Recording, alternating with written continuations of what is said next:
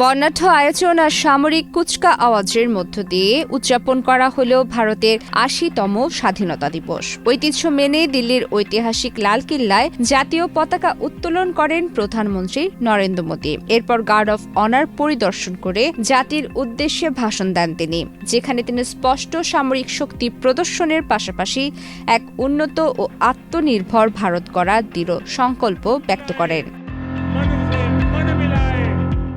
লালকিল্লার এই আয়োজনে উপস্থিত ছিলেন ভারতের মন্ত্রী, সামরিক কর্মকর্তা, বিভিন্ন শ্রেণী পেশার মানুষ ও শিক্ষার্থীরা। পতাকা উত্তোলনের পর জাতীয় সঙ্গীতের সঙ্গে দেওয়া হয় ২১ বার তোপধ্বনি। এ সময় ভারতীয় বিমান বাহিনীর হেলিকপ্টার থেকে অনুষ্ঠানে উপস্থিত দর্শকদের উপর ফুলের পাপড়ি ছড়িয়ে দেওয়া হয়। পরে শিশুদের সঙ্গে শুভেচ্ছা বিনিময় করেন প্রধানমন্ত্রী মোদী।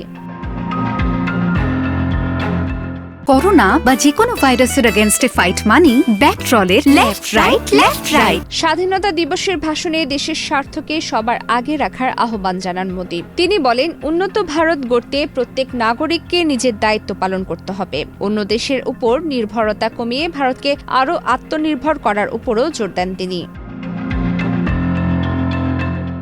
দেশটির তরুণদের নিয়েও আশাবাদী মোদী। আগামী কয়েক বছরে বড় লক্ষ্য অর্জনে তরুণ প্রজন্ম গুরুত্বপূর্ণ ভূমিকা রাখবে বলে মন্তব্য করেন তিনি। প্রতিযোগিতামূলক পরীক্ষার প্রস্তুতির জন্য বিনামূল্যে অনলাইন কোচিং দেওয়ারও ঘোষণা দেন প্রধানমন্ত্রী। সম্প্রতি বন্যা ও ভূমিধসে ক্ষতিগ্রস্ত পরিবারগুলোর প্রতিও সমবেদনা জানান মোদী। তিনি বলেন, দুর্যোগে ক্ষতিগ্রস্তদের পাশে রয়েছে পুরো ভারত। লালকিল্লায় এবার টানা ১৩তম স্বাধীনতা দিবসের ভাষণ দিলেন নরেন্দ্র মোদী। ১৯৪৭ সালের ১৫ আগস্ট ব্রিটিশ শাসন থেকে স্বাধীন হয় ভারত। প্রবীতি কিবরিয়া ইসলাম, বাংলাদেশ প্রতিদিন।